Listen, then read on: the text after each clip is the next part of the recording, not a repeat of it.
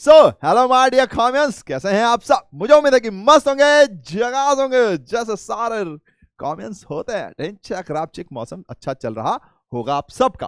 तो अब निक को भैया है क्या लाए, तो इस बार मैं आपके लिए लेके आऊं एक इंपॉर्टेंट टॉपिक जिसका नाम है इन्वेस्टिंग। यानी कि भैया जी, हम जब कैश फ्लो पढ़ते हैं, ऑपरेटिंग तो समझ चुके हैं, पर अगली एक्टिविटी होती है इन्वेस्टिंग एक्टिविटी। यानी कि क्या हम कैश सिर्फ अपनी जेब में डाल लें? नहीं, कहीं ना कहीं कंपनी को पैसे खर्च भी करने पड़ते हैं, पर उसे खर्चा नहीं कहते, इन्वेस्टमेंट कहते हैं। क्यों कहते हैं? क्योंकि वहां से कुछ ना कुछ लौट कर आता है कंपनी के पास मुनाफे के रूप में, या कुछ ना कुछ उनको एडवांटेज होते हैं। तो चलिए फिर उस एक्टिविटी को समझते हैं, देर किस बात की करें, है ना। तो देखिए, आज का टॉपिक जो है हमारा वो पूरा पूरा इन्वेस्टिंग एक्टिविटी के ऊपर ही है। तो सबसे पहले कुछ चीजें समझते हैं। तो जैसे देखिए, मेरी ड्राइंग थोड़ी खराब है, मैं पहले ही बता दे रहा हूं, तो इसलिए मैं नाम लिख दे रहा हूं, मशीन। ठीक है, हम मशीनरी लिखते हैं इसलिए मैं यहां पे मशीनरी लिख दे रहा हूं। मशीनरी क्या है ये? जब कंपनी इसको खरीदती है, क्या सोच के खरीदती है, क्या मांगता है बेड़ू? तो हम किस लिए खरीदते हैं? ताकि हम मशीन का इस्तेमाल कर सके। हम क्या करें?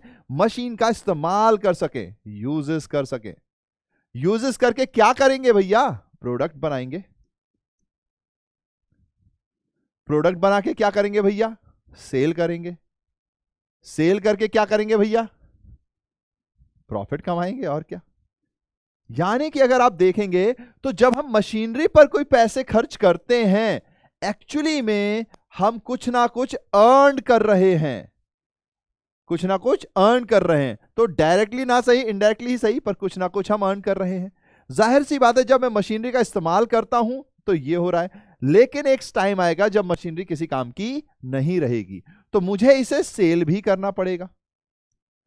ठीक है, तो क्या मैं इसे जब सेल करूंगा तो ये वो वाला सेल है जो गुड्स को बेचकर होता है? नहीं भैया। लेकिन अगर मैं इसे सेल करूंगा तो मुझे कुछ ना कुछ रुपए तो मिलेंगे ना, कुछ ना कुछ अमाउंट तो मुझे रिसीव होगा। तो यानी कि जब भी आप मशीनरी खरीदते हैं तो सबसे पहले आप उसका यूज कर रहे हैं, तो मशीनरी को खरीदने के लिए यानी कि आप परचेस कर रहे हैं, तो इस केस में कैश आप क्या कर रहे हैं? दे रहे हैं। कैश जो है पे कर रहे हैं, तो कैश क्या हो जाएगा? पे हो रहा है। जब आप मशीनरी को सेल करते हैं तो कैश यानी कि अमाउंट आप क्या करते हैं? रिसीव करते हैं। मशीनरी को खरीदना एक इन्वेस्टमेंट क्यों है? क्योंकि मशीनरी का ऐसा मतलब नहीं है कि भैया खरीदा और खत्म ना। 1 साल, 2 साल, 3 साल, 4 साल, 5 साल, 6 साल उसकी अपनी लाइफ पे डिपेंड करता है, पर मोर देन 1 ईयर है। तो यानी कि ऐसा कोई खर्चा जो कि मैं कर रहा हूं लॉन्गर बेनिफिट्स के लिए, फ्यूचर में वो मुझे कोई ना कोई इकोनॉमिक बेनिफिट देगा, ऐसे खर्चे को हम कैपिटल एक्सपेंडिचर कहते हैं, और कैश फ्लो के अंदर वो इन्वेस्टिंग एक्टिविटी के अंदर आता है। ठीक है, तो यानी कि मशीनरी मेरे लिए एक इन्वेस्टमेंट हो गया। मशीनरी मेरे लिए क्या हो गया? एक इन्वेस्टमेंट हो गया। यानी कि अगर मैं मशीनरी की जगह भैया लैंड खरीद लूं, क्या खरीद लूं? अब एक लैंड खरीद लूं, सेकंड, तो भैया लैंड खरीदेंगे तो जाहिर सी बात है इसी के ऊपर तो आप अपनी कंपनी बनाओगे। कंपनी बनाओगे, कामकाज करोगे, कामकाज करोगे तो एट लास्ट कहीं ना कहीं जाके प्रॉफिट से ये जरूर जुड़ेगा। फिर लैंड सिर्फ आप परचेज थोड़ी करोगे, हो सकता है कभी सेल भी कर दो, तो परचेज के वक्त आप रुपए का पेमेंट करोगे, सेल के वक्त आप रुपए का रिसीवेंट करोगे, रुपए आपको रिसीव होंगे एक तरीके से। ठीक है, क्या होंगे? रिसीव होंगे। ठीक है, RECIEV, स्पेलिंग थोड़ा सा मुझे देख लेना, कई बार मैं रॉन्ग कर देता हूं। ठीक है, आपको पेमेंट रिसीव होगी। ओके, पहले अब मुझे दूसरी वाली स्पेलिंग ही सही लग रही है, चलिए। तो आपको पेमेंट क्या होगी? रिसीव होगी। जो सही लग रही है वही लिख दिया मैंने, प्लीज थोड़ा सा इसको देख लीजिएगा। तो यानी कि आपको या तो पेमेंट रिसीव होगी या तो आप पे करेंगे, पर ये दोनों ही कहीं ना कहीं इन्वेस्टमेंट का पार्ट है। क्यों? क्योंकि ये कैपिटल एक्सपेंडिचर है। कैपिटल एक्सपेंडिचर क्यों है? क्योंकि ये मोर देन 1 ईयर तक इकोनॉमिक बेनिफिट्स हमको देने वाले हैं। हम इनका इस्तेमाल करेंगे कहीं ना कहीं अपनी ऑर्गेनाइजेशन को ग्रो करने के लिए, कहीं ना कहीं ये आपको हेल्प कर रहे हैं मोर देन 1 ईयर। तो इस टाइप की चीजें जो है वो इन्वेस्टिंग एक्टिविटी के अंदर आती हैं। जाहिर सी बात है, यहां पर कुछ और भी आइटम आपको रिसीव होता है, जैसे कि अगर मान लीजिए थर्ड पॉइंट, आपने कहीं पर कुछ इन्वेस्टमेंट कर दिया, यानी किसी को लोन दे दिया। लोन्स एंड एडवांसेस वर्ड होता है ना, हम किसी को अगर दे दें, तो अगर मैंने लोन दिया तो किस उम्मीद में दिया कि भैया पहले तो लोन वापस भी आएगा, लोन वापस होगा, प्लस जब मैं किसी से लोन लेता हूं तो उनको इंटरेस्ट चुकाता हूं ना, तो वैसे ही जब मैं किसी को लोन दे रहा हूं तो वो लोन भी देंगे एक टाइम के बाद, और साथ में पीरियोडिकली इंटरेस्ट तो वो देते ही रहेंगे, यानी कि यहां पर मुझे इंटरेस्ट की इनकम भी रिसीव होगी। तो ये भी मेरा इन्वेस्टमेंट का पार्ट हुआ, यानी कि इन्वेस्टिंग एक्टिविटी का पार्ट हुआ। ऐसे ही आप किसी कंपनी के, आपके कोई डिविडेंड खरीद सकता है, शेयर्स खरीद सकता है और आप डिविडेंड पे करते हैं। ऐसे ही आप किसी के शेयर्स डिवेंचर्स खरीद सकते हैं, तो आपको या तो डिविडेंड मिलेगा या तो इंटरेस्ट मिलेगा, तो वो यहां पर आ जाएगा। अगर आपने किसी के शेयर्स खरीदे, डिवेंचर लोन एंड एडवांस में इंटरेस्ट के ही पॉइंट में आ जाएगा, तो वहीं कर लेते हैं, शेयर्स में आपको डिविडेंड रिसीव होगा। ठीक है, तो यानी ये भी आपका किसका पार्ट है, इन्वेस्टिंग का पार्ट है। बेसिक पॉइंट ये है कि आपने पहले पैसे खर्च किए, मगर इस उम्मीद में कि वो जो पैसे खर्च किए हैं उससे जो रिटर्न आने वाला है वो पैसे खर्च करने से ज्यादा होने वाला है, आपको कहीं ना कहीं मुनाफा होने वाला है, कुछ ना कुछ फायदा होने वाला है, तो वो सारा कहां आ जाएगा, इन्वेस्टिंग एक्टिविटी में आ जाएगा। चाहे आप पे करेंगे पैसे तब, चाहे आप पैसे रिसीव करेंगे तब।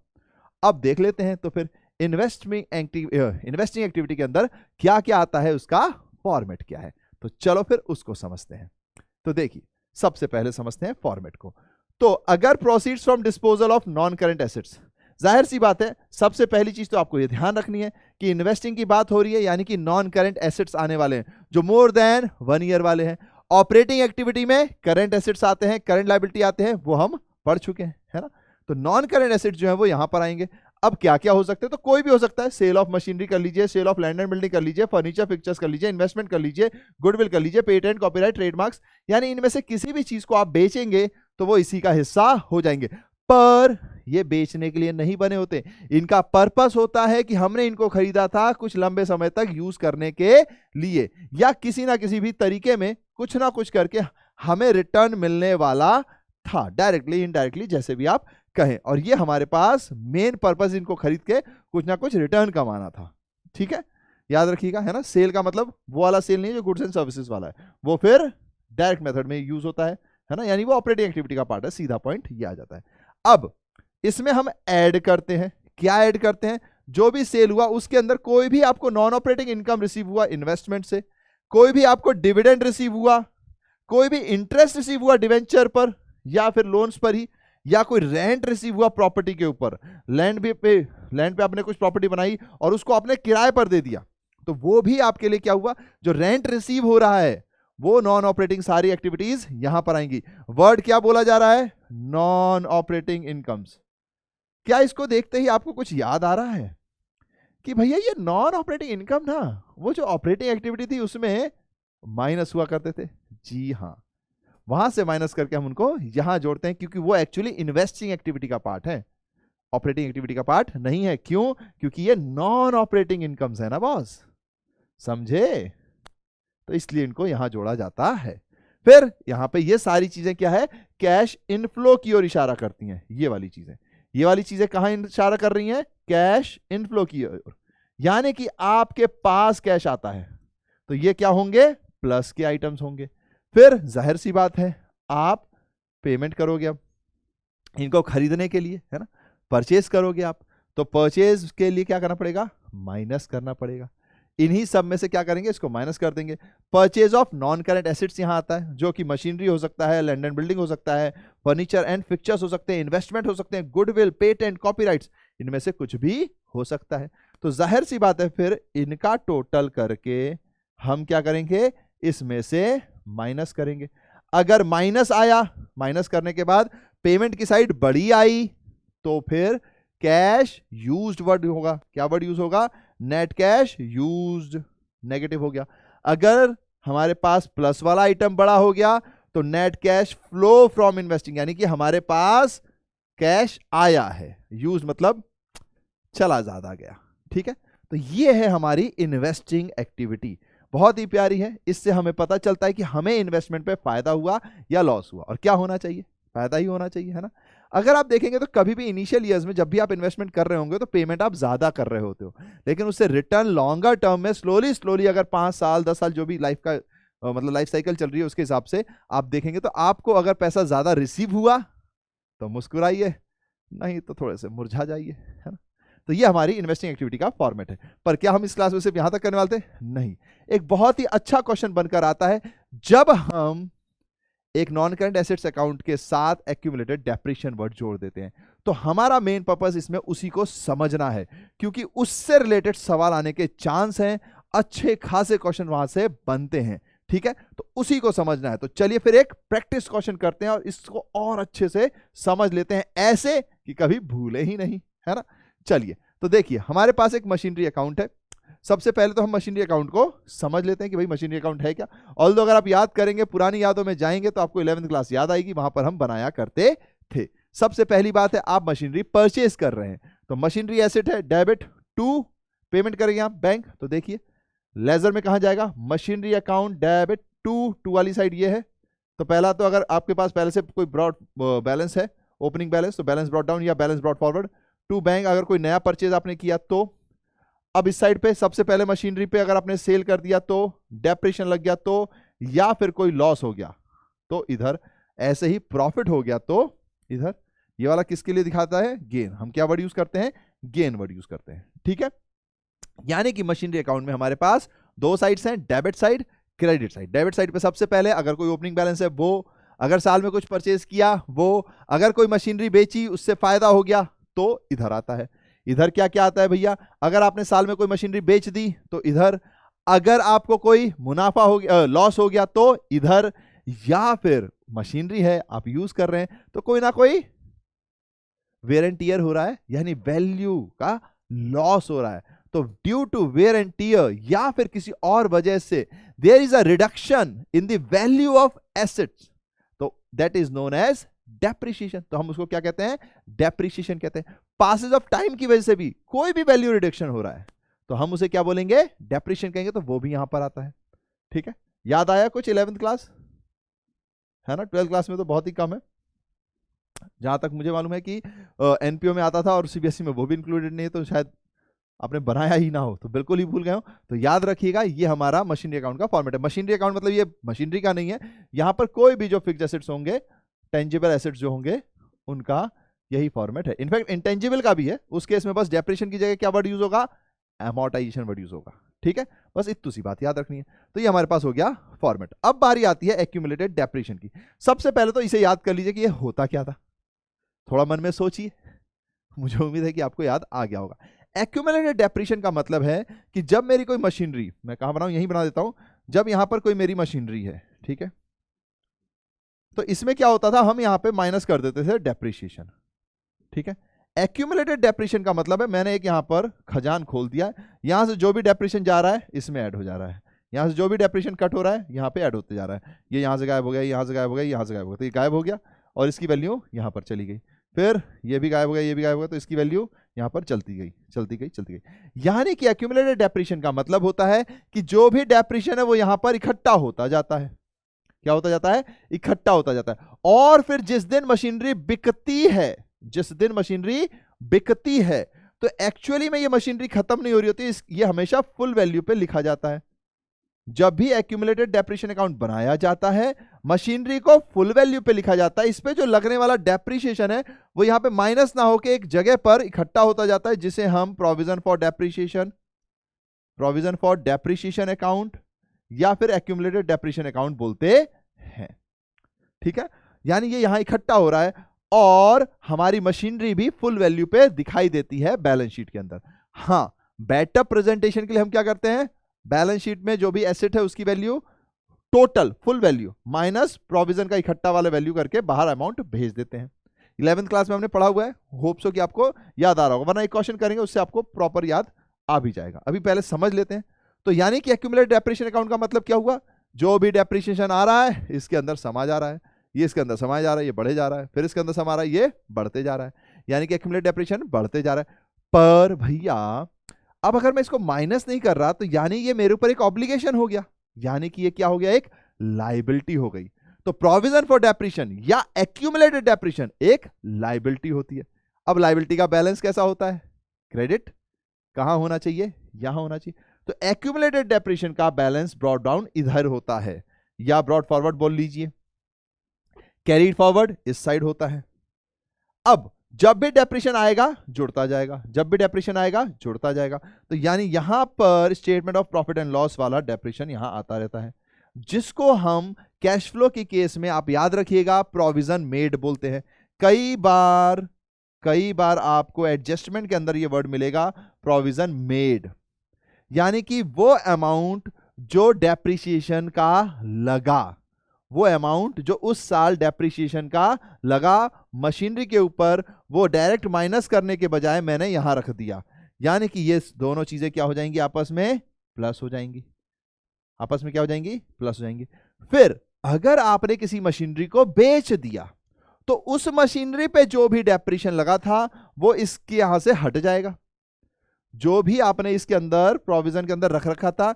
जैसे ही कोई मशीनरी, इस मशीनरी को जैसे ही आप सेल करोगे, क्या करोगे, सेल करोगे, तो कोई ना कोई प्रॉफिट एंड लॉस निकालना पड़ेगा। तो ऐसे केस में आपको ये जो डेप्रिसिएशन है वो इसमें से क्या करना पड़ता है, माइनस करना पड़ता है, पूरा का पूरा उस मशीनरी से रिलेटेड, उस मशीनरी से रिलेटेड। तो यानी कि यहां पर टू मशीनरी में वो पूरा का पूरा डेप्रिसिएशन अमाउंट ट्रांसफर हो जाता है, पूरा का पूरा कौन सा amount, accumulated depreciation amount transfer हो जाता है। फिर हम इसमें फायदा या नुकसान निकालते हैं, ठीक है।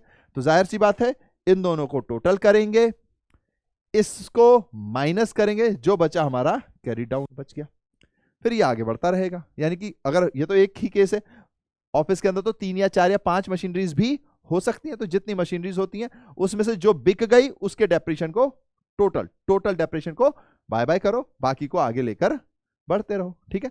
तो फॉर्मेट फिर से देख लीजिए, हम लाइन में खड़े हो गए हैं। Brought down, purchase, gain. सबसे पहले सेल से पहले वैसे डेप्रिसिएशन आता है, लिखने के लिए सेल लिखा हुआ है, सेल, डेप्रिसिएशन, लॉस, फिर कैरी डाउन का बैलेंस, ठीक है। अब एक्यूमुलेट डेप्रिसिएशन एक प्रकार की लायबिलिटी होती है। बेसिक मतलब यह है कि डेप्रिसिएशन आएगा समाप्त जाएगा, नहीं, डेप्रिसिएशन को एक्यूमुलेट करते जा रहा है, ठीक है। नाउ लायबिलिटी है ओपनिंग बैलेंस इस साइड, जब भी कोई डेप्रिसिएशन उस पर चार्ज होता है तो वो इसके अंदर आ जाता है, यानी यहां प्रोविजन मेड करके statement of profit and loss करके लिखा जाता है। दोनों को ऐड करके उस साल का टोटल डेप्रिसिएशन हमारे पास कैलकुलेट हो गया।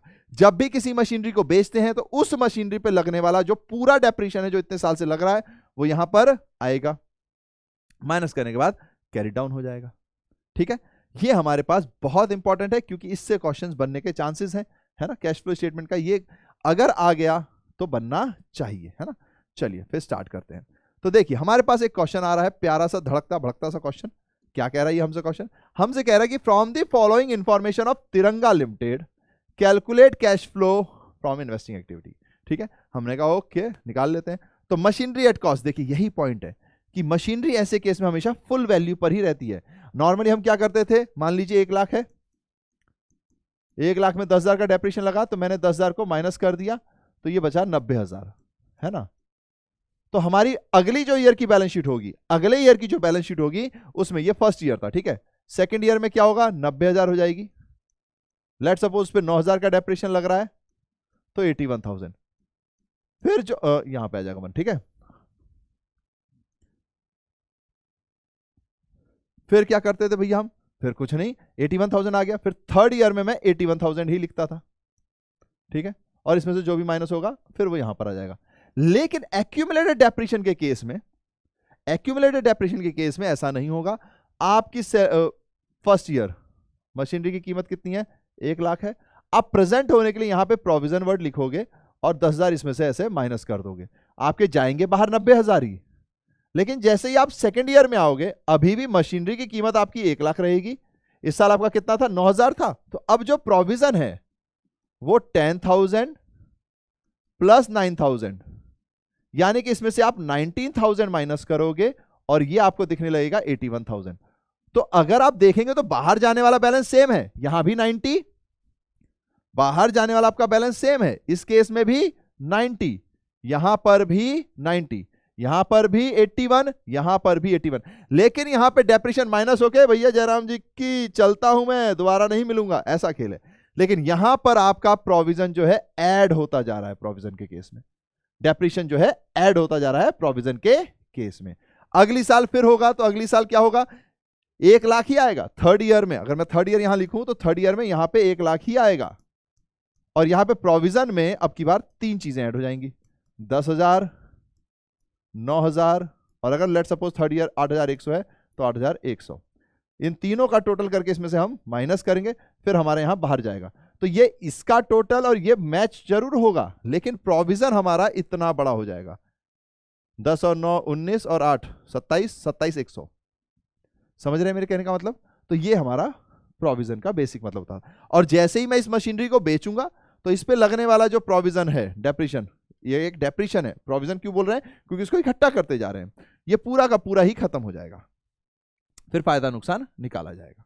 ठीक है, मैंने ऐसे करके भी दिखा दिया तो अब आपको समझ में आ भी गया होगा। अगर आप यहां पे थोड़ा बहुत कंफ्यूज हो भी रहे होंगे तो भी, ऑल्दो अगर आपको याद रह गया 11th में जो पढ़ा हुआ है तो आपको ये इजी ही लग रहा होगा। चलिए तो क्वेश्चन को सॉल्व करते हैं। अब कई ऐसे होनहार होते हैं जिनको बन रहा होता है तो स्टार्ट हो जाओ, रेस लग गई एक तरीके से, ऐसा समझ लीजिए। ठीक है, तो आपको बनाना है, फिर चेक करेंगे, मैच होगा तो कॉन्फिडेंस हमारे अंदर आएगा, नहीं होगा तो वजह जानेंगे। क्योंकि क्यों घबराएं, कोई भी सिचुएशन आएगी तो चाहे अच्छा हो या बुरा हो, लेकिन एक चीज पक्का होगी और वो है तजुर्बा। तो तजुर्बा ले लेंगे। ठीक है, तो याद रखिएगा, अगर आपको बनता है तो स्टार्ट कर दीजिए। Now machinery at a cost हमें गिवन है 11 लाख, ओपनिंग बैलेंस है, क्वेश्चन बोल रहा है क्लोजिंग बैलेंस हमारे पास ये है। तो मशीनरी अकाउंट का ब्रॉट डाउन, कैरी डाउन, समझ में आ गया। देन एक्यूमुलेटेड डेप्रिशिएशन हमसे कह रहा है भैया जी 7,30,000 है ओपनिंग क्लोजिंग, इसका ओपनिंग इधर है, क्लोजिंग इधर है। ठीक है, अब कुछ एडजस्टमेंट्स आएंगे। एडजस्टमेंट क्या कह रहा है? एडिशनल इंफॉर्मेशन हमसे कह रही है कि ड्यूरिंग द ईयर एक मशीन थी जिसकी कीमत 3 लाख रुपए की थी। ड्यूरिंग द ईयर एक मशीन थी जिसकी कीमत 3 लाख रुपए थी। उसने क्या किया? With its accumulated depreciation on 2.5 lakh was sold for 45,000। इस मशीनरी के ऊपर एक्यूमुलेटेड डेप्रिशिएशन 2,25,000 का था। यानी कि एक्चुअली वैल्यू इसकी क्या हुई? तो भैया इसकी वैल्यू हुई, ये 3 लाख का था, इसमें डेप्रिशिएशन लगा था 2,25,000 का, तो एक्चुअली भैया इसकी वैल्यू ना 70,000 रुपए थी, 75,000, सॉरी, है ना, 75,000 रुपए थी। अच्छा 75 थी, हमने कितने बेच दी? 45 में। दैट मीन्स कि हमको तो लॉस हो गया। तो जाहिर सी बात है इसमें से 45 माइनस कर देंगे। दैट मीन्स कि हमें 30,000 का क्या हो गया? लॉस हो गया, लॉस ऑन सेल। प्लीज अगर 11th भूल गए हैं तो फिर से देख लीजिए, ये इंपॉर्टेंट है। क्या कि अगर ड्यूरिंग द ईयर मशीनरी किसी की 3 लाख रुपए थी, उस पे जो डेप्रिशिएशन अभी तक लग चुका है, डेप्रिशिएशन एक्यूमुलेटेड मतलब इकट्ठा हो चुका है, वो जो डेप्रिशिएशन टोटल लगा है वो 2,25,000 रुपए लग गया। तो यानी कि एक्चुअली में उसकी वैल्यू क्या बची? तो एक्चुअली उसकी वैल्यू 75,000 थी, मैंने उसको बेच कितने में दिया? 45 में। तो यानी कि 30,000 का मुझे लॉस हो गया। ठीक है, अगर ये 45 की जगह 80 होता तो 5,000 का मुनाफा होता, 95 होता तो 20,000 का मुनाफा होता, जो भी प्लस माइनस करके आएगा। अब मेरे को लॉस पता चल गया। लॉस कहां आता है? मशीनरी अकाउंट में, इस साइड। ठीक है, डेप्रिशिएशन एक्यूमुलेटेड वाला तो एक्यूमुलेटेड में जाएगा। यानी कि अगर आप देखेंगे तो एक्यूमुलेटेड डेप्रिशिएशन में आपके पास एक ये गिवन है, एक ये गिवन है और एक ये गिवन है। पर ये जो एक्यूमुलेटेड डेप्रिशिएशन है ये उस मशीनरी का गिवन है जो बिकने वाली है, और वो कहां आ रही होती है? वो अगर मैं पीछे जाऊं तो यहां पर आ रही होती है ना। यानी कि अगर देखा जाए तो ये वाली जो डेप्रिशिएशन का अमाउंट है ये हमारे पास मिसिंग है। यानी कि इस क्वेश्चन से ये वाला अमाउंट भी निकलेगा। समझ रहे हो आप मेरे कहने का मतलब? ये वाला अमाउंट भी निकलेगा। ठीक है, चलिए तो अब बना देते हैं। तो अब क्या करना भैया? ओपनिंग क्लोजिंग लेना है, बाकी वर्किंग्स हमने सारी कर ली है, तो बस फिर स्टार्ट करते हैं। तो सबसे पहले हम बनाते हैं हमारा, बता दो, सबसे पहले जो मेन अकाउंट है एक्यूमुलेटेड डेप्रिशिएशन, तो हमें पता है कि भैया यहां पे 2 बैलेंस ब्रॉड फॉरवर्ड आएगा, यहां पर 2 मशीनरी आएगा। ठीक है, जो कि क्या है? एक्यूमुलेटेड डेप्रिशिएशन है। मुझे याद है कि ये कितना था, अभी अभी हमने पढ़ा था 2,25,000, और वो हमारे पास 7 लाख के आसपास था ना, 7,30,000, 9,45,000। तो हमारे पास ये ब्रॉड फॉरवर्ड गलती से लिख दिया मैंने, ये हमारा कैरीड फॉरवर्ड होगा। तो 9,45,000 ठीक है, 9,45,000। अब बारी इस साइड की है, इस साइड पे हमारे पास पहले तो बाय बैलेंस ब्रॉड फॉरवर्ड, ठीक है, बाय बैलेंस ब्रॉड फॉरवर्ड कितना आएगा, तो ये हमारे पास था 7,30,000। दैट मीन्स कि यहां पर हमारे पास बैलेंस कैरिड फॉरवर्ड आएगा, मतलब सॉरी मिसिंग बैलेंसिंग फिगर आएगा, मैं क्या बैलेंस कैरिड फॉरवर्ड कर रहा हूं, बैलेंसिंग फिगर आएगा by statement of profit and loss account. अब निकाल लीजिए कितना है भैया जी, तो इनकी टोटलिंग हो रही है 9 तो 11, 9 तो 11 हो गए 70, 11,70,000 हो रहा है, 45 और 25 70 और 9 तो 11 हो गए, ठीक है, 11,70,000। एक क्या बोलते हैं, ये एक तरीके की कहावत है ना, कोई पैसे लेकर 9 तो 11 हो गया, यानी पुर हो गया। चलिए, तो अब इसके बाद बैलेंस कितना बचता है, तो जाहिर सी बात है ये हमारे पास 4,30,000 का बैलेंस बचता है, ठीक है। तो अगर मान लीजिए क्वेश्चन आपसे पूछे कि आप जरा बताइए कि प्रेजेंट ईयर के डेप्रिसिएशन का अमाउंट क्या है, प्रेजेंट ईयर के डेप्रिसिएशन का अमाउंट क्या है, तो यही होता है हमारा प्रेजेंट ईयर का डेप्रिसिएशन, जो कि balance sheet trading and PNL में दिखा रहा होता है। प्रेजेंट ईयर का डेप्रिसिएशन अमाउंट जो कि प्रॉफिट एंड लॉस अकाउंट, क्योंकि यहां पे वैसे लिखा हुआ है statement of profit and loss में दिख रहा होता है, ठीक है, यही है वो हमारा। ओके, अगर क्वेश्चन आपसे ये मांगे, क्वेश्चन अगर आपसे कहे कि भैया जो मशीन बेची उस पे डेप्रिसिएशन कितना लगा है, तो वो इतना लगा हुआ है, ऑल्दो ये हमारे को डायरेक्टली गिवन है तो पूछेंगे तो नहीं इस केस में, है ना। अगर ये दे दे, ध्यान रखिएगा, अगर क्वेश्चन आपसे कहता है depreciation charge during the year, तो यही अमाउंट है depreciation charge during the year वाला, ठीक है। Depreciation charge during the year ये है, एक्यूमुलेटेड डेप्रिसिएशन ये है जो मशीनरी बिक गई उसके ऊपर, ठीक है। अब इसकी मदद से हम मशीनरी अकाउंट बनाएंगे, तो चलिए फिर मशीनरी अकाउंट की ओर चलते हैं, है ना। तो अब बारी आती है मशीनरी अकाउंट की। तो पहले तो बैलेंस देख लें कितने हैं, 11 लाख और 13,70,000, 11 लाख और 13,70,000। तो पहले तो ये लिख लेते हैं, यहां पर आएगा हमारे पास 2 बैलेंस ब्रॉड फॉरवर्ड 11 लाख, फिर यहां पर आ जाएगा हमारे पास बैलेंस कैरिड फॉरवर्ड और डेप्रिसिएशन, ठीक है, by balance carried forward 13,70,000।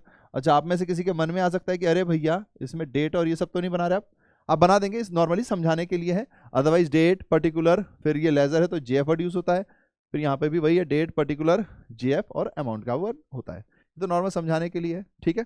Now तो 13,70,000 आ गया, है ना, और वैसे भी हम एमसीक्यू पैटर्न में जाएंगे तो वहां पर तो ये हमें बनाना भी नहीं है, ठीक है। नाउ बैलेंस कैरिड फॉरवर्ड आ गया, अब हम क्या करेंगे भैया, तो जाहिर सी बात है हमें सबसे पहली चीज तो भाई साल के बीच में कुछ खरीदा है क्या हमने, क्वेश्चन कह रहा है कुछ भी नहीं खरीदा है।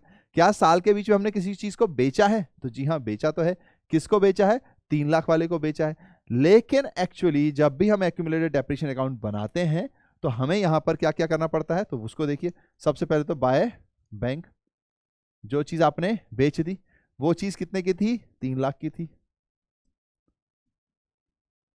ठीक है। फिर बाय आपने उस पर डेप्रिसिएशन लगाया, बाय एक्यूमुलेटेड डेप्रिसिएशन कितने का था, 2,25,000 का था, ठीक है। देन आपको यहां पर लॉस भी हुआ था, तो by loss on sale of machinery कितने का हुआ था, लॉस हुआ था हमें 30,000 का, लॉस हमें कितने का हुआ था, 30,000 का। कैसे पता, क्योंकि क्वेश्चन ने हमसे कहा था कि जो भी चीज थी आपने उसको बेचा है 45 में। ओह एक मिस्टेक हो गई है, ये जो सेल है वो हमने 3 लाख का नहीं किया है, इरेजर साहब ये एक छोटी सी मिस्टेक है, जो सेल है हमने वो 45,000 का किया है, सेल हमने कितने का किया है, 45,000 का, ठीक है। तो सेल है हमारा 45,000 का, ठीक है। फॉर्मेट आ जा भाई, उस पे एक्यूमुलेटेड डेप्रिसिएशन हमारा 2,25,000 था, और इस हिसाब से हमें पता चला कि 30,000 का हमें लॉस हो गया। अब जाहिर सी बात है जब हम इसको देख रहे हैं तो हमें क्या पता चला कि भैया इस साइड की जो टोटलिंग हो रही है, इस साइड की जो टोटलिंग हो रही है वो कितनी हो रही है, तो 3 और 13 यानी कि 16,70,000। कितनी टोटलिंग हो रही है, 16,70,000। और इस साइड पे जो टोटलिंग है वो कितनी है, 11 लाख की है। दैट मीन्स कि भैया हमारी ये वाली साइड बड़ी है, ये वाली साइड छोटी है, तो यहां कुछ ना कुछ बैलेंसिंग फिगर है। वो बैलेंसिंग फिगर क्या है, तो वो आएगा आपके पास टू परचेज। यानी कि यहां पर हम लिखेंगे तो टू बैंक, ब्रैकेट में इसको लिख देंगे परचेज, टू बैंक और ब्रैकेट में आ गया परचेज। समझे, ब्रैकेट में क्या आ गया, परचेज। कितने रुपए, तो जाहिर सी बात है 16,70,000 में से 11 लाख माइनस कर दीजिए, तो उतने का परचेज है। कितने का परचेज है, 5,70,000 का। समझ गए क्या, कि 5,70,000 का हमने परचेज किया। यानी कि अगर एमसीक्यू में देखा जाए तो कितना कुछ पूछा जा सकता है। सबसे पहले वो आपसे पूछते हैं कि भैया इसका लॉस कितना हुआ ये बताइए। क्वेश्चन अगर आपसे ऐसा पूछ लिया जाए तो सबसे पहली चीज वो आपसे पूछ सकते हैं कि भाई इसमें प्रॉफिट हुआ या लॉस कितना हुआ ये बताइए।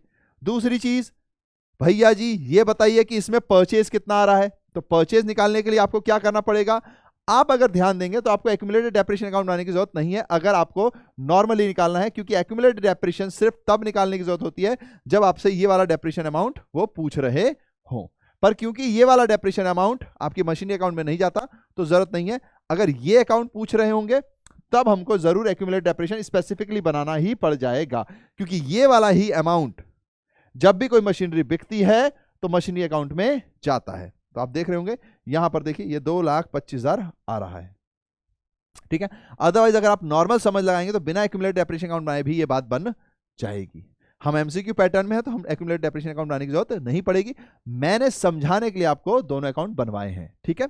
नाउ जब हम यहां जाएंगे तो पहला तो हमें वो ये पूछ सकता है, वहां क्वेश्चन मार्क मार दे रहा हूं मैं, ठीक है। दूसरा वो हमसे ये पूछ सकते हैं। अब इसी क्वेश्चन में अगर मान लीजिए वो 45 की जगह पर, अगर 45 की जगह पे 1 लाख में बेच रहे होते तो हमें 25,000 का प्रॉफिट हो गया होता, तो गेन इधर आता, ठीक है।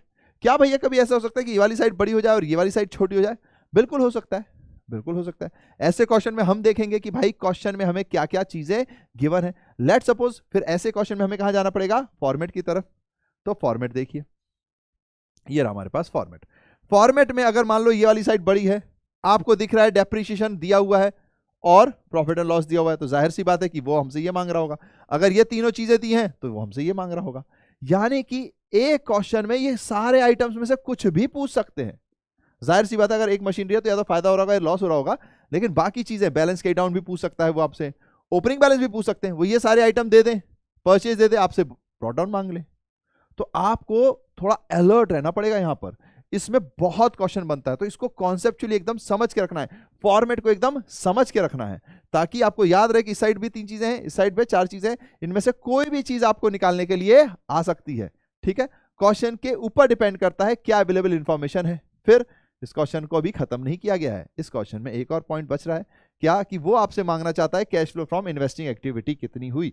तो जाहिर सी बात है हमने 2 चीजें निकालनी है। पहली चीज क्या है, परचेज ऑफ मशीनरी, ये क्या है, नेगेटिव है, कितना है 5,70,000। तो इसको अपन क्या रख देंगे, ब्रैकेट में लिख देंगे 5,70,000, ये हमारा क्या है, नेगेटिव बैलेंस है, ठीक है। देन उसके बाद आपके पास सेल ऑफ मशीनरी है, ठीक है। सेल ऑफ मशीनरी कितनी है, तो ये आपके पास आ जाएगी 5,70,000 और सेल ऑफ मशीनरी है 45,000। यानी एक्चुअली अगर आप देखेंगे तो आपका क्या हो गया, नेट कैश यूज्ड हो गया। क्या हो गया, net cash used from investing activity, from investing activity, ठीक है। कितना आएगा, तो जाहिर सी बात है नेगेटिव आएगा, तो ब्रैकेट में लिख देते हैं। हालांकि नेट कैश यूज्ड वर्ड होता है तो कई बार ब्रैकेट नहीं लिखते, लेकिन मैं आपको समझाने के लिए लिख ही दे रहा हूं। 45 से काटेंगे तो ये बचता है 25, हाँ 25 बचता है, तो 5,25,000, ठीक है। ये आपका नेगेटिव बैलेंस है, ये नेट कैश यूज हो गया 067, ठीक है। ओके, देख लीजिए एक बार फिर से अकाउंट में अगर आप ध्यान देंगे तो 5,70,000 आपका ये है, बैंक आपका ये रहा, ये बैंक जो है ये सेल को दिखाता है। यानी कि एक अकाउंट से में बहुत सारी चीजें पूछी जा सकती हैं, इसलिए एक इंपॉर्टेंट टॉपिक है। आपको कोई भी बात नहीं समझ में आई कमेंट कीजिए, मैं आपको पक्का रिप्लाई करूंगा। कोई भी डाउट है प्लीज उसे पूछिए, उसमें कभी भी घबराना शर्माना नहीं है। वैसे भी आज की जनरेशन तो शर्माती भी नहीं है ना, और चाहिए भी नहीं, शर्माना तो वैसे भी नहीं चाहिए। परचेज ऑफ मशीनरी आ गया हमारे पास, ये आ गया, यानी कि वो आपसे ये भी चीज पूछ सकते हैं इस क्वेश्चन में, यानी कि इतनी सी इंफॉर्मेशन, ये वाली इंफॉर्मेशन देकर वो हमसे कितना कुछ पता कर सकते हैं। एक क्वेश्चन के अंदर ही 4-5 क्वेश्चन बन सकते हैं। तो इसलिए ये अच्छा टॉपिक है, इंटरेस्टिंग है। कैश फ्लो आपको पता है, ये बोर्ड में भी इसका वेटेज है, तो एमसीक्यू पैटर्न में भी आने के पूरे चांसेस हैं। अब एक डाउट आ सकता है आपके मन में कि भैया अगर आप फॉर्मेट याद करेंगे तो फॉर्मेट में ना आपने क्या बोला कि ये जो इंटरेस्ट रिसीव हो रहा है, डिविडेंड रिसीव हो रहा है, ये नॉन ऑपरेटिंग है, सारे यहां पर आ रहे हैं। हाँ भैया सारे आ रहे हैं। तो एक बात बताओ भैया, डेप्रिसिएशन क्यों नहीं लिया आपने, गेन ऑन सेल क्यों नहीं लिया, ऐसा क्यों कर रहे हो भाई उन्होंने कुछ बिगाड़ा है क्या? तो उसका सीधा सा पॉइंट है कि हम अकाउंट बना रहे हैं, तो उसका जो एडजस्टमेंट है ना, हम अकाउंट बना रहे हैं तो उसका जो एडजस्टमेंट है वो इसके अंदर दिख रहा है। इस परचेज को निकालने में ये चीज आ गई ना, ये चीज आ गई ना, इसीलिए इसको अलग से नहीं दिखाया जाता है। वरना बहुत सारे बच्चों के मन में ये डाउट आता है कि भैया जो गेन ऑन सेल है ये क्यों नहीं दिखा रहे आप अलग से, या लॉस ऑन सेल है ये क्यों नहीं दिखा रहे, ये नेगेटिव बैलेंस में दिखा देने चाहिए। लेकिन एक्चुअली जो ये बैलेंस आया वो इनके थ्रू ही तो आया है, तो उसका एडजस्टमेंट यही हो चुका होता है। इसीलिए हम इन्वेस्टिंग एक्टिविटी में डेप्रिसिएशन अलग से नहीं दिखाते, लॉस ऑन सेल नहीं दिखाते, गेन ऑन सेल नहीं दिखाते। ठीक है, समझ गए? डन। तो बस फिर ये हमारा इन्वेस्टिंग एक्टिविटी था जिसमें मोस्टली इसके आने के चांसेस हैं। कोई भी डाउट हो आप बिल्कुल पूछ सकते हैं ना, निक्कू भैया आपके साथ हैं। फिर लास्ट में जो हमें कहना होता है, क्या कहना होता है? Thank you for being a part of us, thank you for loving अस। आपका प्यार मिलता है, बहुत ही अच्छा मिलता है और बेशुमार मिलता है, उसके लिए बहुत ही बहुत शुक्रिया। और एक मोटो है जो मैं चाहूंगा कि आप भी जरूर फॉलो करें या फिर स्प्रेड करें, हैव स्माइल्स स्प्रेड स्माइल्स। क्यों? क्योंकि smile is the biggest gift you can give to anybody, और ये तो फ्री ऑफ कॉस्ट होता है।